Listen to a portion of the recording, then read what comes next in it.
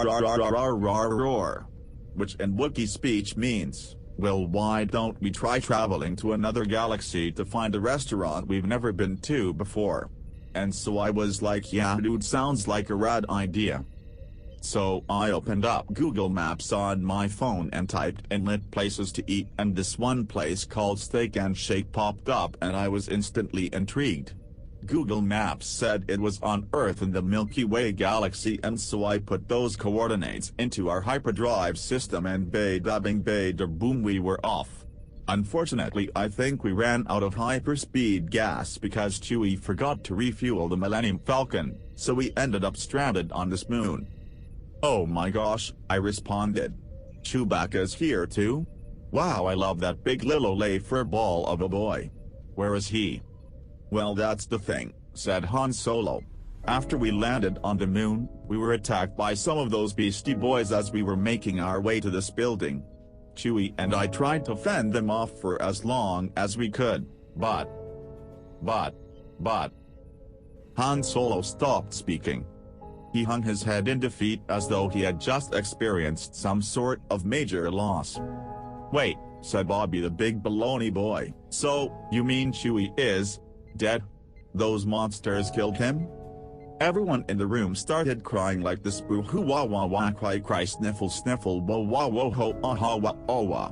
But just as I was about to poop my pants because I was so depressed that the big furry boy Chewie was killed, we heard the sound of a roar coming from another room.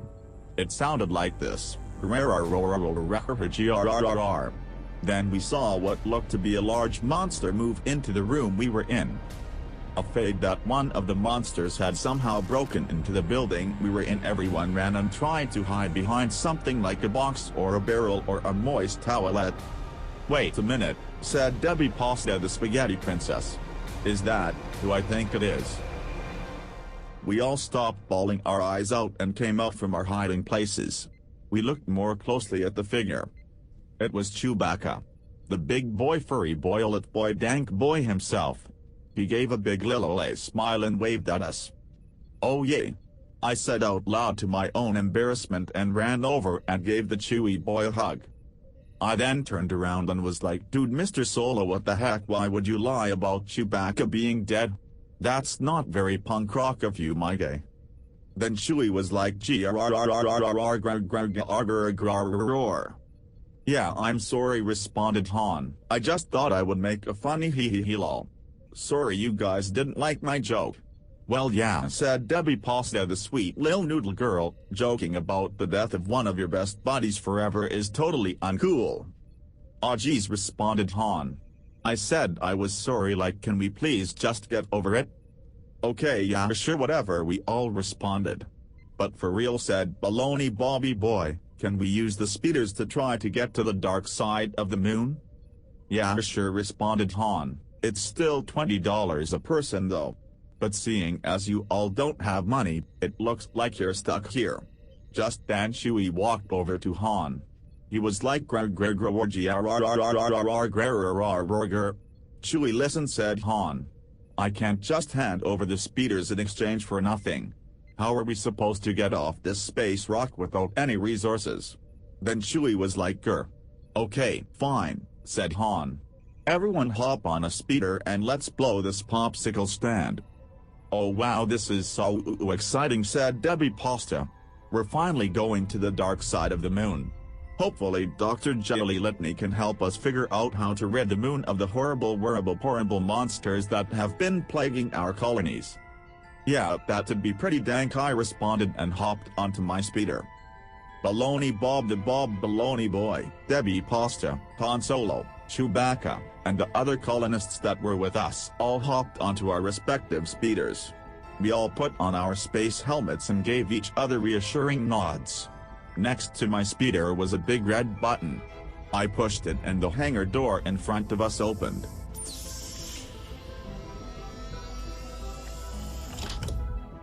We all looked out onto the surface of the moon. As far as the eye could see was nothing but a grey desolate landscape of craters. I looked over at Debbie Pasta one more time, feeling a little bit scared, but also kinda hungry. She looked me in the eyes and winked at me. With that we all set off on our journey, making our way to the dark side of the moon, Dr. Jelly Litany, and hopefully some answers for what the freak-a-leaking frick was going on here.